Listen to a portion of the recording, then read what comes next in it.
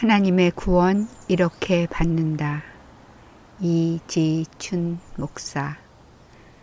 오늘은 제30편으로 결단과 영접에 대해서 알아보도록 하겠습니다. 사람은 하나님의 형상을 따라 하나님의 모양대로 지음을 받은 참으로 존귀한 피조물입니다. 비록 아담과 하와가 죄를 범하여 모든 사람이 죄악 가운데 살며 영원한 멸망을 향해 가고 있지만 이제 예수 그리스도 안에는 구원의 소망이 있습니다. 누구든지 예수님을 믿고 회개하며 죄를 자백하고 예수님을 주님으로 시인하고 마음의 구주로 영접하면 구원을 받는 것입니다. 구원을 받을 수 있는 기회는 모든 사람에게 차별 없이 주어졌습니다. 그러나 구원은 개개인이 자기 스스로 받아들여야 합니다. 아무리 하나님께서 자기의 하나밖에 없는 독생자를 대속물로 삼아 사람들의 죄를 대속하며 구원하고자 하셔도 받아들이지 않으면 그들을 구원하실 수 없습니다. 또한 다른 사람을 위하여 대신 받아 전해주거나 다른 사람이 나를 대신하여 받아줄 수도 없습니다. 이는 구원이란 각자가 하나님의 자녀가 되는 권세를 받아 하나님의 자녀로 신분이 바뀌고 하나님의 자녀로 거듭나는, 즉 중생하는 영적 변화이기 때문입니다. 그러므로 다가오는 멸망에서 구원을 받고자 하는 사람은 예수님을 믿는 믿음 위에 서서 회개하고 예수님을 주님으로 시인하며 구주로 마음에 영접하여야 합니다. 이 과정 영접 기도로 이루어집니다. 영접 기도. 하나님, 저는 이 시간 예수님을 믿고 회개하며 하나님께로 돌아옵니다. 저는 지금까지 살아오면서 많은 죄를 지었음을 자백합니다. 저의 모든 죄를 용서하여 주시옵소서. 이 시간 저는 예수님을 저의 주님으로 시인하며 제 마음 문을 열고 예수님을 저의 구원의 주님으로 영접합니다. 제 마음속에 들어오셔서 저와 동거하시며 천국에 갈 때까지 저의 삶을 인도하여 주시옵소서. 이 시간 예수님께서 저의 죄를 대속하시고 용서하시며 영원한 생명을 주심을 믿고 감사합니다. 제가 심히 연약하오니 제 인생 끝날까지 늘 하나님 말씀에 잘 순종하며 살아갈 수 있도록 도와주시옵소서. 예수님의 이름으로 기도하옵나이다. 아멘. 영적인 것은 물질을 초월하기 때문에 감각으로 느낄 수는 없지만 우리가 이렇게 기도하면 예수님은 실제로 우리의 마음에 그리스도의 영, 곧 성령으로 들어오셔서 우리의 몸 안에 거하십니다. 그리고 우리의 영혼과 영원히 함께 하시며 예수 안에 있는 생명으로 말미암아 영생하시고 하나님의 자녀가 되게 하십니다. 그러므로 이렇게 기도한 사람은 그 순간 하나님의 자녀가 되는 것입니다. 저자의 간증. 저는 대학교 1학년 때 영어를 배울 목적으로 현재 조이 선교회가 된 조이 클럽이라는 대학생 영어 클럽에 나갔습니다. 그 클럽의 리더들은 모두 예수님을 잘 믿는 기독 학생들이었고 미국 선교사들이 와서 성경 말씀에 대한 해설도 해주시는 유익한 클럽이었습니다. 영어 공부를 한 1년쯤 열심히 했더니 저도 제 또래에 뒤지지 않을 정도로 어느 정도 영어를 할 수 있게 되었습니다. 여름방학이 되자 클럽에서 불광동 기독교 수양관에서 수양회를 가진다고 했습니다. 궁금해서 만사를 제쳐놓고 참석하고 보니 좋은 강사님들의 말씀에다 오락 프로그램까지 있어서 유익하고 재미도 있었습니다. 어느덧 아쉬운 마지막 날 저녁 시간이 됐고 수영관을 운영하시는 선교사님이 정원의 아름다운 등불 아래 저녁 식사를 맛있는 양식으로 차려주셨습니다. 처음으로 맛보는 서양 음식이 하도 꿀맛이라 맛있게 먹고 있는데 선교사님이 오시더니 오늘 저녁 식사 후에 예배가 있는데 저더러 간증을 하라고 하셨습니다. 저는 순간 그동안 갈고 닦은 제 영어 실력을 참석자들에게 자랑하고 싶은 욕심이 생겼습니다. 목사님, 영어로 해도 되나요? 물론이지. 목사님은 빙그레 웃으시며 흔쾌히 답하셨습니다. 저는 중간에 막히지 않고 멋있게 할 작정으로 수없이 간증을 되풀이하며 열심히 준비해 암송할 정도까지 됐습니다. 영어로 찬송가도 하나 준비한 후 몇 번이나 혼자 불러보았습니다. 식사 후 진행된 예배 시간 내내 저는 저의 간증 시간을 간절히 기다렸고 드디어 제 순서라는 사회자의 말에 저는 즉시 단상에 올라 간증을 시작했습니다. I'm so happy because I have Jesus in my heart. He is my Lord and my Savior. 나는 예수님을 나의 마음에 모시고 있어서 참으로 행복합니다. 예수님은 저의 주님이시며 저의 구원자이십니다. 라는 내용이었습니다. 그리고 찬송가 186장 내 주의 보혈은 정하고 정하다를 영어로 찬송했습니다. 찬송이 끝나자 청중들의 아멘 하는 화답에 나는 만족했고 참 잘했다는 생각에 기분이 매우 좋았습니다. 사회자는 마지막 광고를 하며 오늘은 예배 후에 잠시 쉬었다가 철야 기도를 할 테니 모두 참석해 달라고 부탁했습니다. 순간 저는 아찔했습니다. 밤새 기도를 하다니. 저는 새벽 기도는 좋아해도 밤새는 것은 힘들어서 철야 기도는 딱 질색이었습니다. 기도회에 들어가자니 내키지 않았고 안 들어가자니 간증까지 잘해놓고 안 들어갈 수 없어서 난처했습니다. 한동안 천막을 뱅뱅 돌다가 할 수 없이 등 떠밀리듯 들어갔더니 천막 안에는 많은 학생들이 선교사들과 함께 열심히 기도하고 있었습니다. 저도 엎드려서 이것저것 생각나는 대로 기도를 하고 찬송도 따라 했습니다. 간증 시간이 되자 조의 회원 중에 한 사람이 나왔습니다. 대학을 졸업하고 미국 대사관에서 일하는 회원인데 영어를 아주 잘했습니다. Youth for Christ라는 중고등학생 선교단체에서 열리는 토요 집회에서 선교사들의 설교 통역도 하는 분으로 저와는 안면이 있는 사이였습니다. 그는 진심으로 눈물 어린 간증을 했습니다.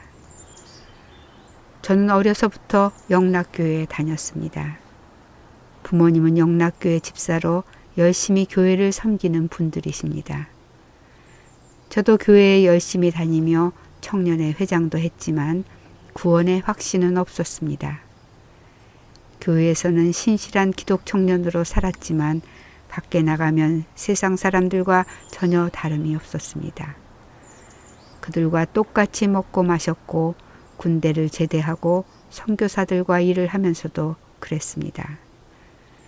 그러던 어느 날 YFC 집회에서 선교사님의 설교를 통역하는데 선교사님이 로마서 8장 1절의 말씀을 읽으시며 그런즉 그리스도 예수 안에 있는 자에게는 결코 정죄함이 없느니라 하고 외쳤습니다.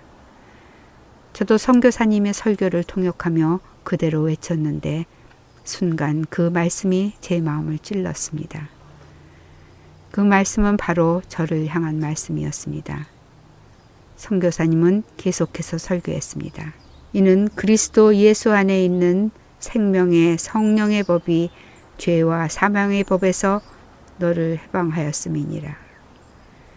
저도 따라서 그대로 외쳤는데 이 말씀도 그대로 저를 향한 말씀으로 들려왔습니다. 선교사님은 그러므로 회개하고 예수님을 주님으로 영접하여 죄 사함 받고 죄와 사망의 법에서 자유함을 받으라고 권면하셨고 저도 같은 말씀으로 권면하고 기도를 한 후 집으로 돌아왔습니다. 그런데 그날 밤 저는 잠을 이룰 수가 없었습니다. 계속해서 설교 말씀이 떠오르고 제가 지은 죄들이 떠올라서 저는 자리에서 일어나 방바닥에 무릎을 꿇고 엎드려 기도하기 시작했습니다. 제 죄들을 낱낱이 참회의 눈물을 흘리며 회개하면서 저는 그날 밤 예수님을 저의 주님으로 영접했습니다. 그리고 죄와 사망의 법에서 자유로워졌음을 믿음으로 받아들였습니다. 그때 제 마음에 전에 없던 한없는 평강과 기쁨을 느끼며 그날 이후로 지금까지 저는 예수님과 함께 기쁨의 삶을 살고 있습니다. 그는 간증을 마치고는 제자리로 돌아갔는데 저는 그의 간증이 꼭 내가 들으라는 간증처럼 느껴졌습니다. 저도 어려서부터 교회에 다니면서 성경을 배우고 찬송가도 배웠습니다. 중등부와 고등부 회장도 하고 이제는 대학생이 되었으나 저에게는 구원의 확신이 없었을 뿐만 아니라 예수님을 저의 주님으로 영접한 적도 전혀 없었습니다. 세상에 나가면 세상 사람들과 똑같이 어울려 살았으니 저도 죄가 많았습니다. 제가 아는 죄가 많았으니 잊어버린 죄는 더 많았을 것입니다. 그날 저녁 예배 시간에 했던 간증도 거짓 간증이었습니다. 제가 언제 예수님을 저의 주님으로 제 마음에 영접했단 말입니까? 제가 언제 한시라도 행복하게 살아본 적이 있단 말입니까? 집은 여전히 가난하고 아버지와 어머니는 여전히 다투시며 어린 동생들은 지금까지 고생하며 살아가고 있습니다. 저는 매일 남의 집 애들에게 공부를 가르치면서 얻어먹고 살지 않으면 더는 공부를 할 수도 살 수도 없는 처지인데 무엇이 그렇게 행복하다는 말입니까? 다 거짓말이었습니다. 모두 위선이었습니다. 저는 마음이 무거워졌습니다. 간증에 이어 기도가 계속되었습니다. 시간이 지나자 여기저기서 우는 소리도 들리고 소리내서 기도하는 소리도 들렸습니다. 저는 아무리 기도를 하려고 해도 기도가 되지 않았습니다. 너는 위선자다. 어떻게 그렇게 거짓 간증을 할 수가 있단 말이냐. 이 위선자야, 너도 회개나 해라. 괴로운 음성만이 제 마음을 파고들었습니다. 너무나 힘들고 괴로워서 끙끙 앓고 있는데 평소에 신분이 있었던 선교사 한 분이 제게 다가와 제 등에 손을 얹고 기도하더니 제 귀에 대고 이렇게 속삭였습니다. 이 형제, 회개하고 예수님을 주님으로 영접하세요. 요한 1서 1장 9절에 만일 우리가 우리 죄를 자백하면 저는 미쁘시고 의로우사 우리 죄를 사하시며 모든 불의에서 우리를 깨끗게 하실 것이요 라고 했습니다. 그러므로 이 말씀을 믿고 회개하여 죄사함을 받고 예수님을 구주로 영접하세요. 그리하면 영생을 얻고 예수님의 자녀로 거듭나서 중생한 새로운 피조물이 됩니다. 그 순간 저도 알지 못하는 어떤 힘에 밀려 회개하기 시작했습니다. 그날 저녁에 했던 거짓 간증부터 회개했습니다. 하나님, 오늘 저녁에 저는 제 마음속에 예수님도 없으면서 있다고 했고 행복하지도 않으면서 행복하다고 거짓말했던 것을 용서해 주시옵소서. 그랬더니 연속해서 또 다른 죄가 생각났습니다. 저는 또 회개했습니다. 서너 가지 죄를 회개하고 나니 벼랑간 한없는 슬픔이 몰려오면서 통곡이 쏟아져 나왔습니다. 저는 억지로 울음을 참다가 더는 견딜 수가 없어서 담요를 부둥켜 안고 밖으로 뛰어나갔습니다. 수양관 개울가에 있는 널찍한 바위 위에 올라가 자리를 잡고 계속해서 기도했습니다. 통곡하며 회개했습니다. 죄들이 한없이 생각났습니다. 20살을 갓 넘긴 젊은이에게 웬 죄가 그렇게도 많은지 회개를 해도 끝나지 않았습니다. 계속 눈물이 쏟아졌습니다. 저는 울면서 회개하고 또 회개했습니다. 얼마나 시간이 지났을까 사방은 조용한데 더는 죄가 생각나지 않았습니다. 하나님, 이제 생각나지 않는 죄도 모두 회개하오니 예수님의 보혈로 깨끗하게 씻어주시고 저를 용서해 주시옵소서. 저의 모든 죄를 용서해 주신 것을 믿고 이제 예수님을 저의 주님으로 시인하고 구원의 주님으로 제 마음에 영접합니다. 제 마음 문을 여니 들어오시옵소서. 저의 주님이 되어주시고 저를 구원하사 영생을 주시며 천국까지 인도해 주시옵소서. 믿습니다. 예수님의 이름으로 기도하옵나이다. 아멘. 저는 그렇게 기도를 마쳤습니다. 마치 박하사탕을 먹고 난 듯 속이 시원하더니 형언할 수 없는 기쁨과 평강이 제 마음에 차고 넘치며 찬송이 절로 나왔습니다. 내 주의 보혈은 정하고 정하다. 내 죄를 정케 하신 주 나로라 하신다. 내가 주께로 지금 가오니 골고다의 보혈로 날 씻어 주소서. 또다시 감격의 눈물이 걷잡을 수 없이 흘러내렸습니다. 담요를 벗으니 아침 해가 삼각산 봉우리 위에서 저를 반겨주었습니다. 산천 초목이 모두 새로워 보였고 청아한 새들의 노랫소리와 푸른 나무들도 모두 하나님을 찬양하는 것 같았습니다. 어느새 많은 사람이 아침 식사를 마치고 하산 예배를 드리러 강당으로 올라가고 있어서 저는 그들과 합류했습니다. 강당 가득 찬송이 울려 퍼지는데 찬송을 듣자니 또 눈물이 났습니다. 예배가 진행될수록 감동이 더욱 몰려왔습니다. 지난밤 나는 거듭났다. 나는 죄사함을 받은 새로운 피조물이 되었다. 생각만 해도 가슴이 벅차고 눈시울이 뜨거워졌습니다. 사회자가 하산하기 전에 마지막 간증 시간을 가질 테니 이번 수양회에서 받은 은혜를 함께 나누고 가자고 했습니다. 1명, 2명 줄이어 여러 명의 학생이 간증을 했는데 모두 은혜로운 간증이었습니다. 저도 벅찬 감격을 조이 회원들과 나누고 싶었습니다. 좀 창피하기는 했지만 용기를 내서 강단 위로 올라가서 고백을 했습니다. 사랑하는 조이 형제자매 여러분, 저는 사실 지난밤에 거듭났습니다. 어제 저녁 식사 후에 했던 간증은 거짓 간증이었습니다. 모두들 놀란 눈으로 저를 쳐다보았습니다. 저는 지나온 저의 삶과 지난밤에 일어났던 모든 일을 고백했습니다. 간증하는 동안 계속 눈물이 쏟아져 내렸습니다. 하나님의 은혜가 제게 임한 것이었습니다. 이날은 결코 잊을 수 없는 제 영혼의 생일이요 결정적인 제 인생의 전환점이었습니다. 중생을 체험한 그날부터 저의 영혼과 육신의 삶은 변하기 시작하여 하루하루의 삶이 실로 기쁨으로 넘쳤습니다. 저는 교회에서 더욱 열심히 봉사하며 기도 생활과 성경 공부, 개인 전도 훈련, 성경 암송은 물론 제자 훈련도 열심히 받았습니다. 종교 생활에서 신앙 생활로 들어선 것이었습니다. 그 후 저는 대학을 졸업하고 미국에 유학하여 교수로 일하다가 하나님의 부르심을 받고 목사가 되었습니다.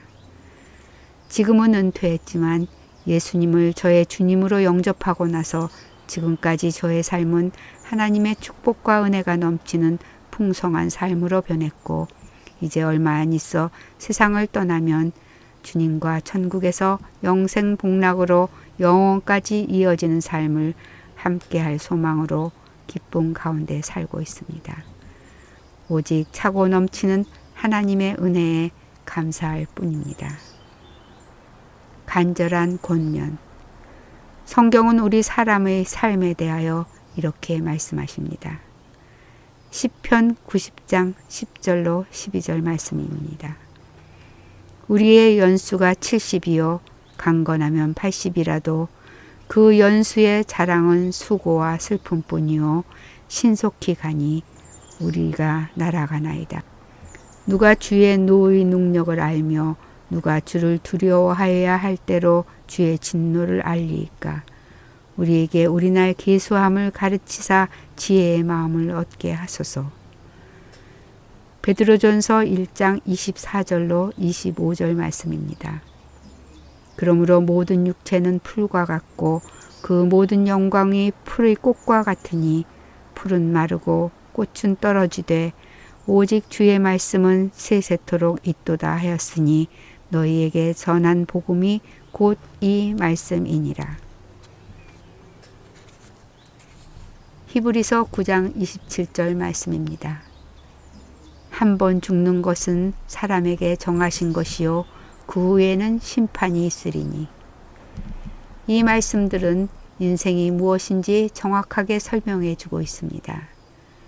7, 80년을 살아도 쏜살같이 날아가는 것이 인생이요 부귀영화 권세 공명을 모두 누리며 산다 해도 한 폭이 풀과 같이 속절없이 시드는 것이 인생입니다. 한번 세상에 태어났으면 반드시 떠나야 합니다. 이렇게 사람이 죽은 후에는 하나님의 심판이 있다고 성경은 경고합니다. 이 경고는 영계에서 일어나고 있는 영적 현실이므로 결코 하나님의 심판을 받아서는 안 됩니다. 이를 모험하는 것은 너무나 위험해서 반드시 피할 길을 찾아야 합니다. 지금까지 살펴본 바와 같이 그리스도 예수 안에 있는 하나님의 구원이 바로 두렵고 떨리는 하나님의 심판을 피하는 유일하게 보증된 길입니다. 뿐만 아니라 어마어마한 하늘나라의 신령한 축복을 받는 길이기도 합니다. 신령한 하늘나라의 축복은 모든 사람이 곧 받아야 하는 결코 놓쳐서는 안 되는 하나님 은혜의 축복입니다. 그러므로 아직까지 예수님을 개인의 구주로 영접한 적이 없는 사람은 지금 바로 만사를 제쳐놓고 영접 기도로 간구하며 예수님을 꼭 개인의 구주로 받아들이시길 바랍니다. 이렇게 예수님을 주님으로 영접한 사람은 자신의 선행이나 의에 의해서가 아니라 하나님의 은혜와 언약에 의하여 구원받은 사람이 된 것입니다. 이제 다음 차례는 세례나 침례를 받으면 됩니다. 다음에 베프티스마, 침례, 세례에 대한 성경 말씀을 공부하고 속히 세례나 침례를 받기를 권합니다. 다음은 베프티스마, 침례, 세례에 대해서 알아보도록 하겠습니다. 감사합니다.